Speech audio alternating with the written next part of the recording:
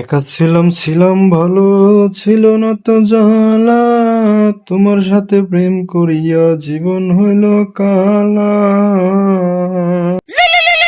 আরে এই টাইমে আবার ফোন দিল কেরা? ও, সাইম ভাই। হ্যাঁ সাইম ভাই, কোন? কি ভোট দিবার গেছেন গা এত সকাল সকাল? না না, আমি ভোট দিব না। বইয়া রইছি ওই যে টাকা পয়সা দিব না কেউ। হ্যাঁ, জাতীয় নির্বাচনে টাকা পয়সা দেয় না? কি কন? ওই মেম্বার চেয়ারম্যান নির্বাচন হইলে তো টাকা পয়সা দিয়ে বস্তা বস্তা বইরে দিত ভোটের আগের রাইতে। কালকে হারা রাত বাই জায়গা রইছি, আর রাত বই রইছি, ভাবছি কেউ আইবো দরজার বগলে, কিন্তু ভাই আইলো না। ও, তাহলে নিয়ম নাই টাকা পয়সা দেয়ার? ওর ভাই এত দূর যাবো আবার কষ্ট করে টাকা পয়সা দ্বারা কোন দিয়ে, এটা কোনো কথা?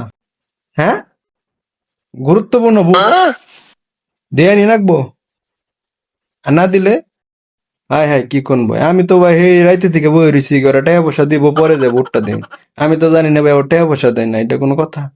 আচ্ছা ভাই ঠিক আছে ভাই, এই যে অহনি যাইতেছি, তাহলে যাই, তাহলে ভোটটা ভাই মেয়ে রাখি ভাই। কি মার খাইতেছেন?